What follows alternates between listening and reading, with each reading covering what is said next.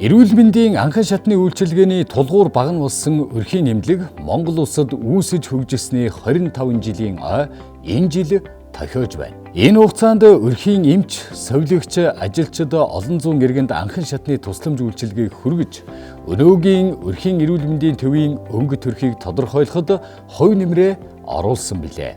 Өнөөдөр бид энэ түүхийг сөхөн тэдний хөгжил дэвшил, өөрчлөлтийг тольдох болно.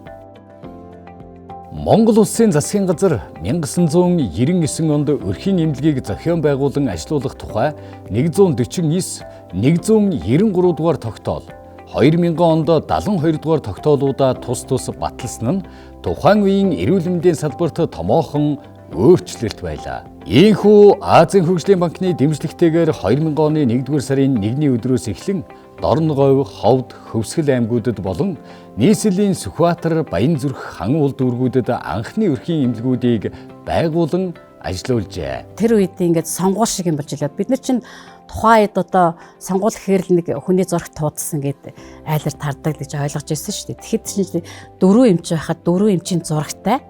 За тэгээд одоо та айл эмчээ сонгох вэ гэдэг ингээд айлуудаар өөр нэгэн хүмүүс тараагаад тэгээд ингээд энэ чинь богино хугацаанд 7 улаан 10 хоногийн дотор тухайн одоо хороонд байдаг иргэд эмчээ сонгож ирсэн. Өрхийн эмнэлгийг үлгэржсэн дүрм, бичигэрм, дотоод журам гэдэг бүхий л одоо мийг босруулах үүрэг тэр үе одоо өрхийн эмнэлгийг ахлагч гэдэг хүнд одоо ноогдчихлаа. Монгол улсад өрхийн эрүүл мэндийн тогтолцоо нэвтэрч байгаа эхний жилүүд хүмүүрийн хувьд сорилтын үе байлаа. Байрны хэрэгцээ муу, тоног төхөөрөмж хомс, багаж хэрэгсэлч дутагдaltaй байв.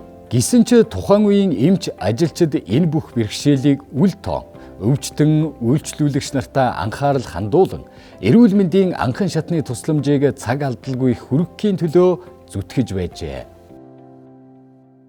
Одоогоос 25 жилийн тэртээ бид нар чинь бас ингээд нэг өрхийн эмнэлэг ердөө 4 эмч 4 сурвалжлагчтай байсан дунджаар ердөө гар дээр нэг даралтны аппараттай нэг чагнууртай.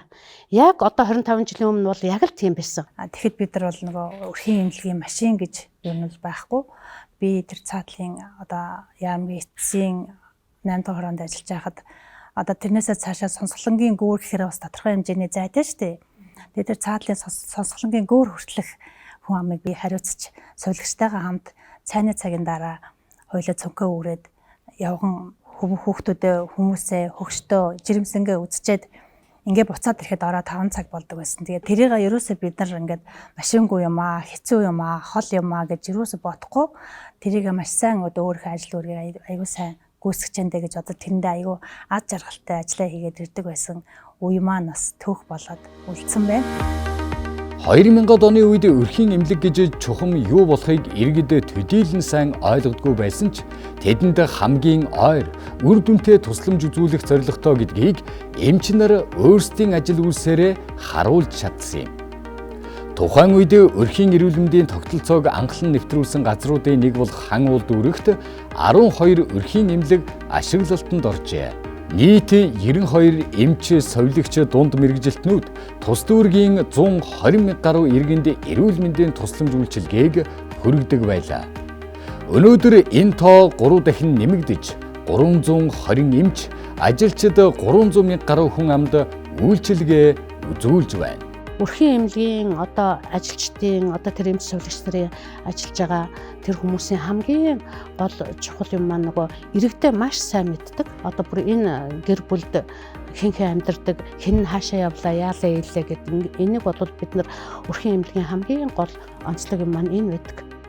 Өрхийн эмнэлгийн ач холбогдлыг хамгийн их мэдэрдэг хүмүүсийн нэг бол ахмад наснууд, архаг хууч өвчтөө хөгжлийн бэрхшээлтэй иргэд. 2023 оны нийслэлийн эрүүл мэндийн газрын статистик мэдээллээр өрхийн эмнэлгүүд жилд 1.2 сая үзлэг хийснээс 15% нь гэрээр очиж хийгддэг гэх судалгаа гарчээ. Би одоо Хан улд дүүрэгт одоо 66 оноос хойш амьдарч байгаа. Өрхийн эмнэлэгт бол одоо ер нь байнга үзүүлж харуулж эмч дуудана. Өвдсөн үед бол ер нь яаралтай хурдан ирэндээ би нэг даралт өндөр байдаг. Тийм учраас ер нь Өмнө бол өөр хүүхдүүд тасавал өрхийн эмчийг л дууддаг. Утсаар надад өгчдөг юм байна. сая пагманч миний энэ асаргааны юу гэж чинь өөрөө хөөцөж гүйж явж байгаа л сунгуулаад тэгээд өгсөн. Ер нь өрхийн эмнэлэгт бол ер нь өөлөд байх юм. Миний хувьд бол байхгүй. Айгуу сайн. Өрхийн эмнэлгүүд олон хүний амь насыг аварч эрүүл мэндийн анхан шатны тусламж үйлчилгээг хүргэсээр байгаа ч зарим эмнэлгүүд байрны хомсдол, дэд бүтцийн дутагдaltaа хэвээр. Энэ асуудлын талаар өвчтөн үйлчлүүлэгч мөн гомдол санал гаргадаг гэдгийг өрхийн эмч нар онцоллоо. Нэгдүгээрт энэ байр орон сууцны асуудал гэдэг. Манай одоо өрхийн эрүүл мэндийн төвчөө хувь болон хувьсгалын түрээсийн байртай ч өрхийн эмнэлгүүд байдаг. За тэгэхээр манайхын хувьд гэх юм бол түрээсийн байранд байхаар одоо жишээ нь тухайн үйлчилгээний төвөө 2 давхурт байх жишээтэй. Тэгэхээр нөгөө нэг хөгжлийн бэрхшээлтэй иргэн ахмад насны нэрээс нь одоо хүүхдэд твэрсэн ээжүүд орж ирэхэд маш их хүндрэлтэй байдаг. Эмнэлгийн зориултын бус байрнаар ажилдаг болохоор ер нь багтаамж жижиг болно гэсэн. Багтаамжаас жижиг болгоо хэрэгцээ нөгөө хүн өрхийн эрүүл мэндийн төвд үзүүлэх тусламж үйлчилгээний багаснаа л гэсэн үг байхгүй юу? Өрхийн эрүүл мэндийн тогтолцоо хөгжиж байгаа анхны жилүүдэд эмч совилогчдын тоо хязгаарлагдмал ачаалал өндөр байв. Хэдий 25 жил өнгөрсөн боловч одоо ч эмнэлгийн ажилчдын хүрэлцээний асуудал өрхийн эмнэлгийн хамгийн том сорилтуудын нэг хэвээр байна. Бидний нөгөө эрүүл мэндийн тухай хуулийн заасан нэг том одоо бидний өрхийн эмнэлэгт ажиллах хөшөөрөг байдаг. Эрүүл мэндийн тухай хуульд 3-аас дээш одоо ажиллаж ийд нөгөө 6 сарын цалинт тэнцэх тэтгэмж авдаг байхгүй юу. Тэгэхээр сүүлийн үед ажиллаж байгаа эмч нар ерөнхийдөө 3 жил ажиллах гэсэн бодолтой ирээд байгаа нь өрхийн эмнэлгээ сонгож ирж ажиллах дотор суурилт гэдэг одоо алдчихах үедээ гэсэн бас нэг юм одоо айдас байгаа. Тухайн хүн амд үйлчилжсэн эмч маань ойр орхон солигдоод ирэхээр угаасаа хард иргэд бухимддаг. Ялангуяа өөрөөр хамгийн ирж үйлчлүүлдэг хүмүүс гэх юм бол хөгжлийн бэрхшээлтэй иргэд ахмад настангууд байдаг байхгүй. Тэр хүмүүс маань өөрийнхөө хамгийн болж бүтгөө зовлонтой бүх зүйлээ л өрхийн эмчтэй итгэж найдаж ярьж байдаг. Тэгэнгүүт нэг ирээл бүх юмаа яриад нөгөө эмчтэйгээ сайхан ойлголцоогоод дахиад нэг ямар нэгэн байдлаар ирнэ шүү дээ. Тэр үед эмч маань нөгөө солигдсон байхаар жоохон урамгүй байгаад байдаг. Анхны жилүүдэд өрхийн эмч нар 50-аас 70 мянган төгрөгийн цалин авдаг байсан. Өнөөдөр ч гэсэн тэдний цалин бусад мэргэжилтнээс 20-оос 30% бага байна.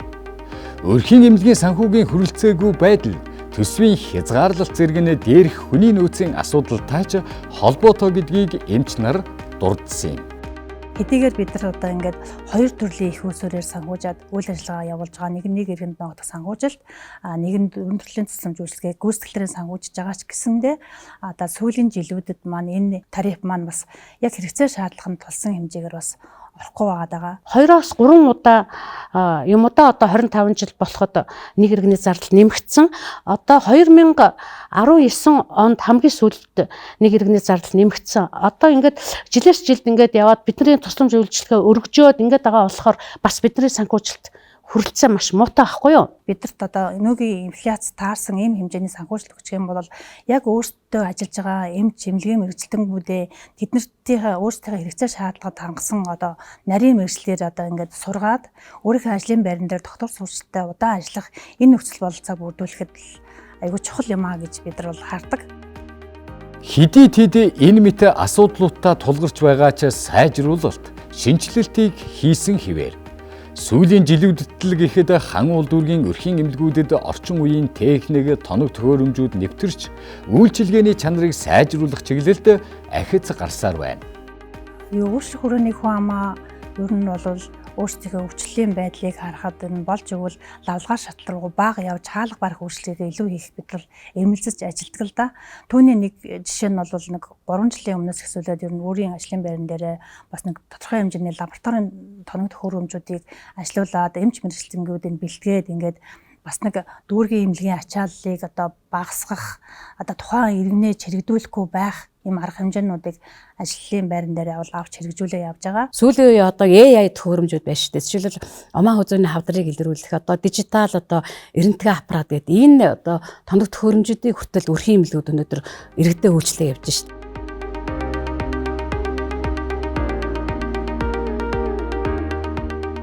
Манай эрентгийн аппарат болохоор 2024 оны 12 сараас эхлээд өрхийн эмнэлэг дээр нөгөө глобал сангаас өгсөн байгаа. Тэгээд тухайн аппаратаар болохоор ер нь бол нөгөө сүрээгийн диспансерийн хяналт болон хавтлын хүмүүсийн шинжилгээг бол хийж байгаа. Мөн нөгөө томоогүй үед болохоор өөрийн нутаг дэвсгэр болон ойролцоох нутаг дэвсгэрийнхээ одоо хүмүүсийн шаардлагатай тохиолдолд яаралтайгаар эднэхэн зураг авах шаардлагатай хүмүүсээ шууд аваад онцлоод тэгээд дэмжлэгийг үргэлжлүүлэн хийж байгаа. Төргийн шуурхаар одоо шууд хариу гарах боломжтойгоос гадна нөгөө химэл оюуханд сөрс аппарат байгаад байгаа. За бүр цаашаа цээжээ ингээд цааш нь сайн нааж өгөөд гараа ингээд за урагш нь ингээд тоогоор нааж өгөө шүү. За ингээд гүцэд наагаад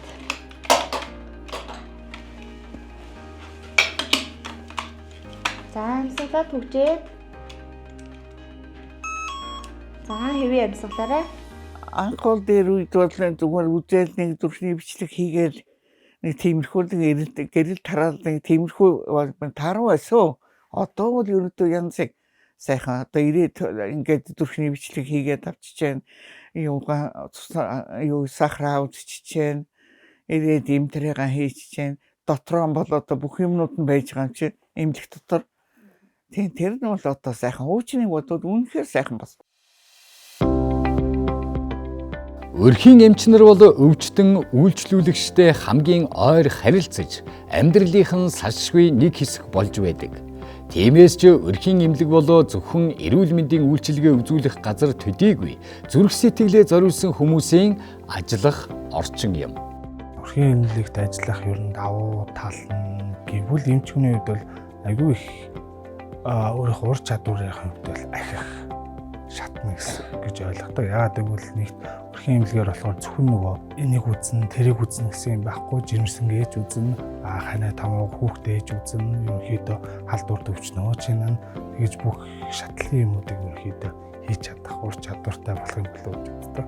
Нөгөө өрхийн эрүүл мэндийн төвийн эмч нар маань болохоор хүүхдийг нэраа байхаас ахуулаад нэраа үе одоо сургуулийн өмнөх нас, сургуулийн нас тэгээд өсвөр нас тэгээд одоо жирэмсэн болон өнөхөн үржих насны эмэгтэйчүүд байна, өсвөр насны эрчүүд байна. Тэгээд ахмаг насны гэдэг одоо бүхэл төрлийн хүн амд үйлчилдэг. Энэ маань одоо нөгөө тухайн хүүхдийг жоохон байхаас нь ахуулаад сургуульд нь ортол. Эсвэл одоо нөгөө жирэмсэн байсан ээжийг төрөөд хүүхдэд төрүүлээд вакцинд орчилчих юм уу? Бүхэл амьдралын хугацаанд нь цуг байдаг учраас тухайн хүүхдийн маань эрүүл өсөж байж байгааг нь харахад хамгийн сайхан байдаг та. Жирэмсний хяналтан дээр хянагдаж байгаа ээжүүд маань яг тэгдэлтэй яг ингээд хэцүү байх хугацаанд эмчтэй үзүүлээд тэгээ энэ мэн хүүхэд мэн төрөөд гэрээ эргэлтээ хийгээд нэрээгаа үзүүлээд вакциндаа ороод ингээд явхаар бүр ингээд ээжүүд ингээд сэтгэл дулаахан болцсон байдаг. Эмчигээ харахаар ингээд аюу сайхан байдаг гэж хүмүүс хэлдэг. Тэгэхээр энэ мэдрэмжийг авч байгаа надад хүртэл аюу сайхан байдаг. 25 жилийн түүхэн хугацаанд өрхийн эмнэлгүүд Монгол улсын эрүүл мэндийн системийн суур болсоор ирсэн. Ирээдүйд тэд зөвхөн оншилдог бус урдчлан сэргийлдэг, эргэн бүрдэх хүртээмжтэй болох нь дамжиггүй. Харин энэ бүхний үндэс нь өнөөдрийн хичээл зүтгэл өрхийн эмч совилогч ажилчин бүрийн ард иргэдэ гэсэн сэтгэл юм. Эрүүл ирээдүйн төлөө хичээн ажиллаж байгаа болон ажиллаж байсан бүхий л өрхийн эмч совилогч ажилчдаа чин сэтгэлийн талархал илэрхийлээ.